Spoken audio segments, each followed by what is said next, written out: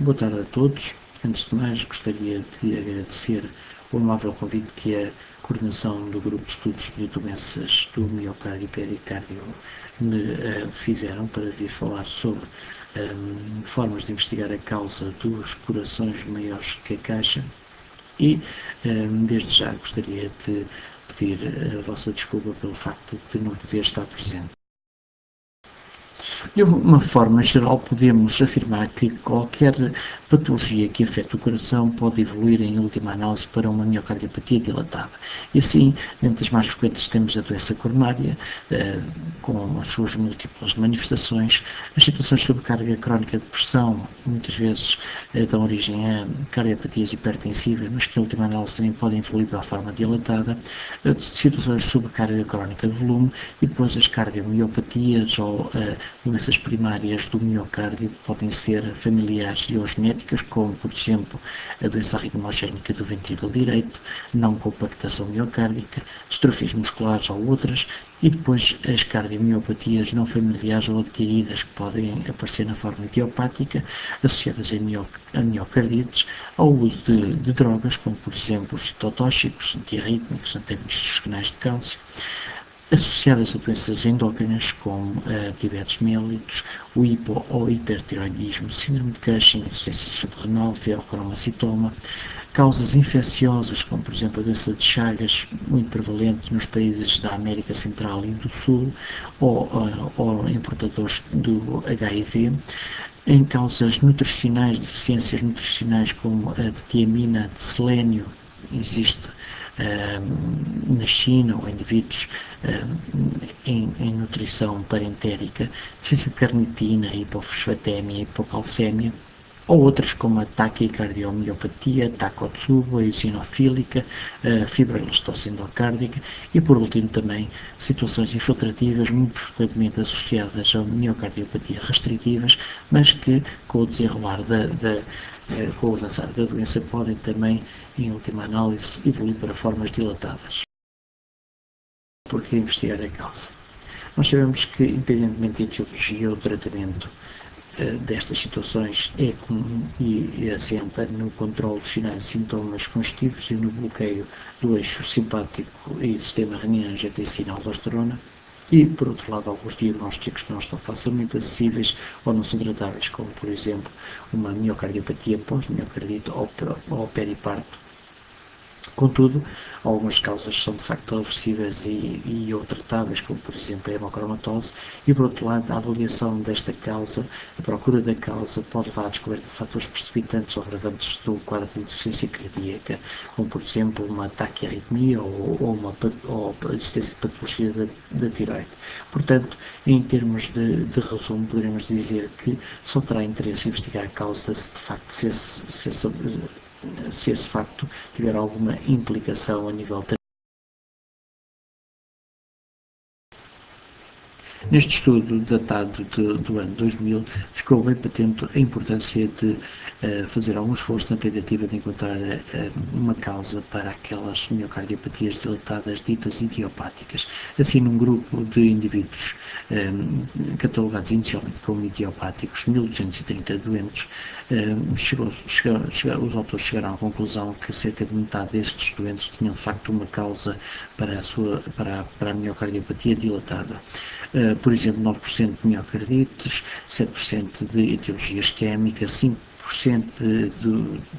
eram doenças infiltrativas, 4% de situações periparto, 4% pós-hipertensão não controlada, 4% portadores de HIV, 3% doença do tecido conjuntivo, 3% abuso de tóxicos, 1% uso de citotóxicos e depois 10% uma miscelânea de outras causas, como podem ver aqui no quadro à direita do slide. O primeiro passo para a avaliação da etiologia de uma miocardiopatia dilatada começa pela história. A história é fundamental. Assim, logo nos antecedentes pessoais, há informações que nós podemos ter e que nos podem indicar a causa dessa patologia. Por exemplo, a existência de hipertensão arterial, diabetes dislipidémico, tabagismo podem-nos indicar um candidato a ter doença coronária, a obesidade, a assistência valvulopatia, um sopro antigo, antecedentes de doença coronária ou doença arterial periférica, uma miopatia, a existência de um síndrome gripal antecedente do quadro clínico de insuficiência cardíaca, febre reumática, irradiação mediastínica, a utilização de fármacos citotóxicos. Deve ser detalhada a história de consumo etílico, não só atual, mas também passado, o consumo de drogas ilícitas, a existência de doenças de tecido coлагénico, a exposição a doença sexualmente transmissível, a patologia da tiroide e bem como sinais e sintomas ou antecedentes de feocromocitoma. Já na parte dos antecedentes familiares, é importante determinar se existe história de doença aterosclerótica na família, de morte súbita, cardiomiopatia, a necessidade de implantação de pacemaker, que pode indicar a existência de uma doença de tecido de condução, taquiarritmias ou miopatias. Exames de diagnóstico simples podem ser muito úteis na determinação da causa, como por exemplo o ECG, que nos pode revelar uma taquiarritmia, pode-nos levantar a suspeita ou mostrar sequelas de doença coronária, como o ECG que pretende neste slide em que se pode ver uma fibrose anterior. A existência de uma elevação difusa do segmento ST e a depressão do segmento TR pode-nos indiciar a existência de miocardite. A nível laboratorial, por exemplo, o simples hemograma com leucograma pode-nos revelar uma eosinofilia. O ianograma que deve incluir a determinação de magnésio, cálcio, fósforo, a hemoglobina glicada, a ficha lipídica, a função renal e hepática. E depois outros marcadores como as provas de tiroide, a saturação de transferrina, os marcadores de autoimunidade, marcadores de amiloidose, as catecolaminas urinárias, cirurgia pode ter para soma cruzinus, enfim, por exemplo, indivíduos que tenham viajado ou que tenham emigrado de países onde a doença de Chagas é endémica, e também os marcadores serológicos para o HIV. Quanto às serologias virusais, o valor da sua determinação e bem como as implicações que essa determinação pode ter no tratamento continua ainda hoje a ser duvidoso. Como é bem reconhecido, o ecocardiograma é isoladamente a técnica mais versátil e valiosa.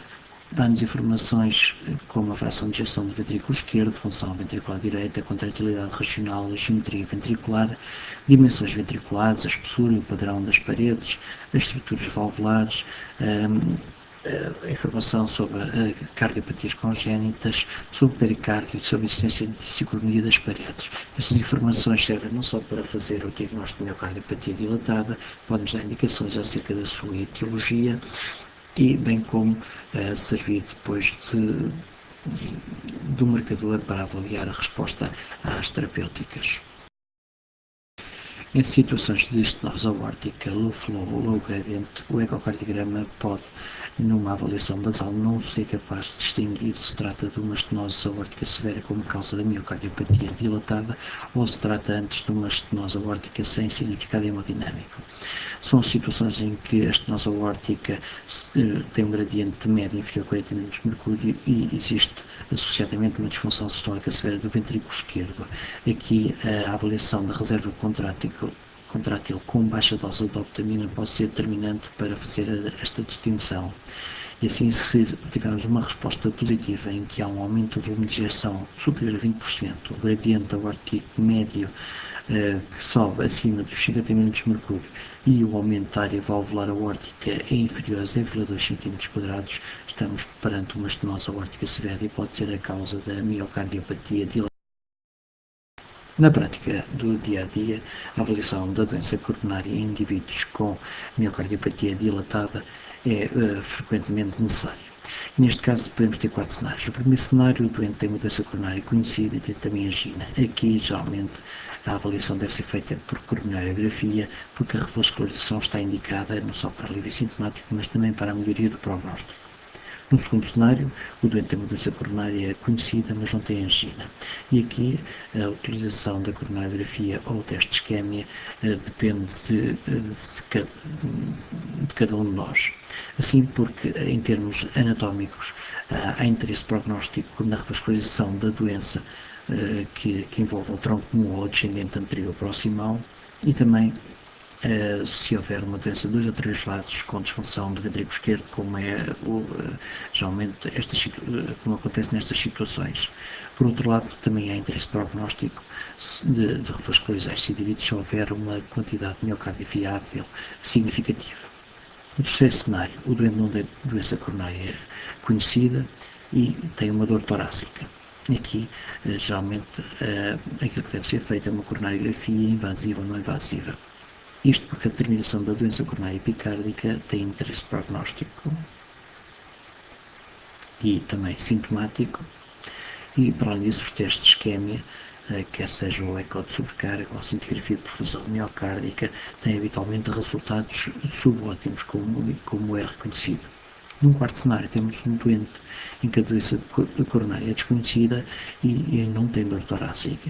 E aqui, da mesma forma, a coronariografia deve ser o teste de escolha, quer seja de forma invasiva ou não invasiva. Esta avaliação é aconselhada sobretudo se houver suspeita de estarmos presente uma isquemia silenciosa, como por exemplo em indivíduos idosos, indivíduos com diabetes mellitus ou indivíduos com múltiplos fatores de risco cardiovasculares. Também, da mesma forma, como dissemos atrás, os testes de isquemia neste contexto têm resultados subótimos.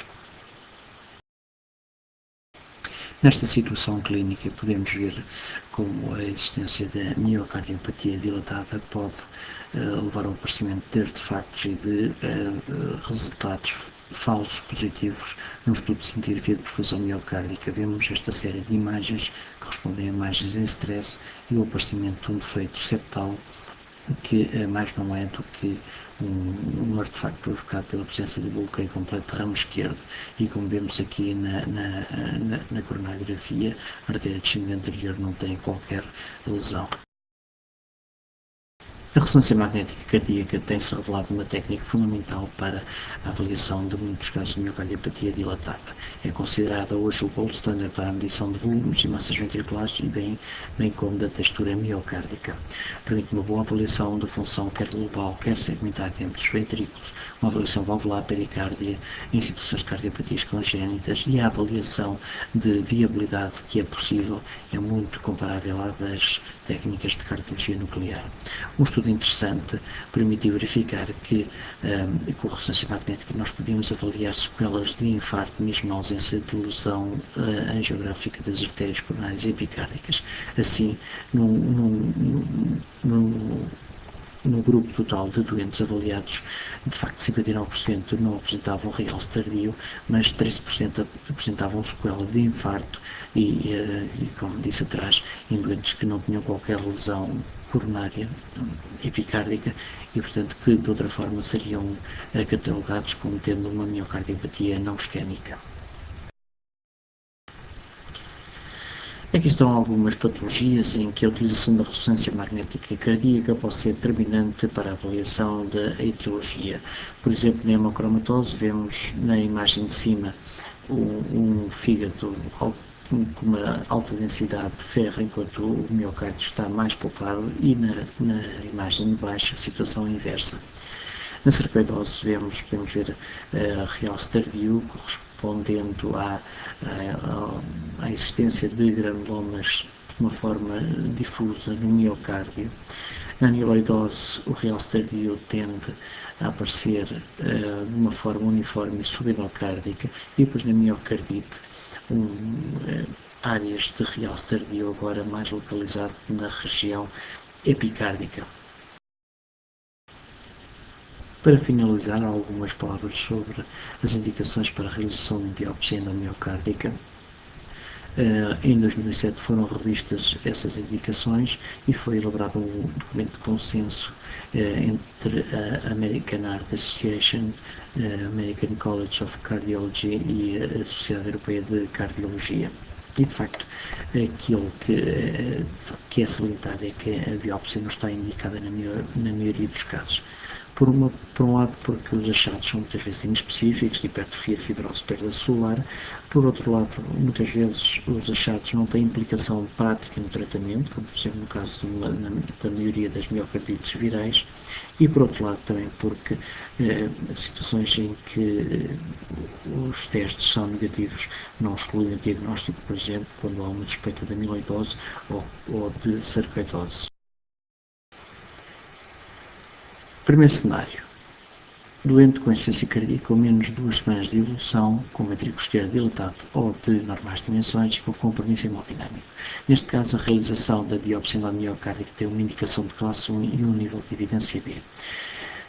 Nesta situação podemos estar perante três etiologias, uma miocardite linfocítica, uma miocardite eosinofílica necrotizante ou uma miocardite de células gigantes. No primeiro caso, o prognóstico é excelente após suporte agudo. Nas duas últimas situações, o prognóstico é mau.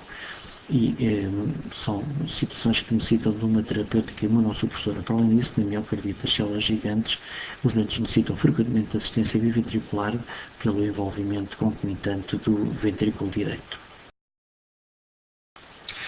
Num segundo cenário, o nosso doente com insuficiência cardíaca tem um tempo de evolução de 2 semanas a 3 meses e o seu ventrículo esquerdo está dilatado e apresenta novas arritmias ventriculares, o PAP de segundo grau, MOBITS 2 ou terceiro grau, ou má resposta terapêutica após 1 a 2 semanas de tratamento. Neste caso, a biópsia tem uma indicação de classe 1 e o nível de evidência B. Muitas vezes tratam-se de miocardite de células gigantes, que, como já vimos, são situações de mau prognóstico e necessita de terapêutica imunossupressora. A sobrevida sem esta e sem transplante é de 3 meses, ao passo que após a terapêutica imunossupressora a sobrevida sem transplante só para 10,3 meses. Para além disso, é uma situação muitas vezes associada com doenças autoimunes, timoma ou hipersensibilidade a fármacos. No terceiro cenário, temos um indivíduo com uma insuficiência cardíaca com mais de 3 meses e uma situação semelhante ao cenário anterior, isto é, o ventrículo esquerdo dilatado e novas arritmias ventriculares, um BAV de segundo grau, MOBITS 2 ou terceiro grau, uma resposta terapêutica após 1 a 2 semanas. Aqui a indicação é de classe 2A e o nível de evidência C. Como vimos, as complicações são semelhantes à da miocardite das células gigantes, mas o curso mais arrastado. Isto habitualmente associa-se à sarcoidose ou à miocardite granulomatosa idiopática. Nesta situação, os granulomas têm uma localização cardíaca exclusiva. A sensibilidade da biópsia para a sarcoidose é relativamente baixa, 20 a 30%, e o interesse da realização da biópsia é, por um lado, distinguir da existência de uma miocardite de células gigantes e, por outro lado, também, após feito o diagnóstico, a terapêutica com corticoides pode ter algum benefício. Num quarto cenário, a biópsia endobiomiocárdica pode estar indicada em situações de insuficiência cardíaca e miocardiopatia dilatada associada à suspeita de reação alérgica e eosinofilia, que a indicação é de classe 2A e o nível de evidência C. Muitas vezes trata-se de miocardites de hipersensibilidade ou miocardite eosinofílica. Aqui a biópsia permite a distinção com outras formas que também se podem associar à hipersensibilidade, como a miocardite de células gigantes, a miocardite granulomatosa e a eosinofílica necrotizante. É que dizer que estas formas podem também surgir no contexto de síndrome hipereosinofílico, neoplasia, infecção parasitária ou fibrose endocárdica, para além da hipersensibilidade a fármacos, que é a causa mais frequente. O tratamento precoce nestas situações, depois de feito o diagnóstico, é eficaz, é essencialmente suspender o fármaco e altas doses de corticoides. Por último, num contexto de insuficiência cardíaca com suspeita de cardiomiopatia por antraciclinas, a biópsia tem uma indicação classe 2A e o nível de evidência C. E aqui o que está em causa é que, quando utilizamos apenas a função ventricular para detectar a toxicidade, esse diagnóstico é feito numa fase já avançada da doença. E, portanto, a biópsia pode estar justificada nos casos em que a etiologia é duvidosa, em que há necessidade de administrar doses mais elevadas desse fármaco, ou quando ele é associado a outras terapêuticas concomitantes cardiotóxicas, como a radiação, o Herceptin, a ciclofosfamida, ou eventualmente quando pretendemos determinar a toxicidade cardíaca em ensaios clínicos de novos agentes. Por fim, resta-me agradecer a atenção de todos os presentes e mandar um cumprimento muito especial para a minha amiga professora Dulce Barreto. Obrigado.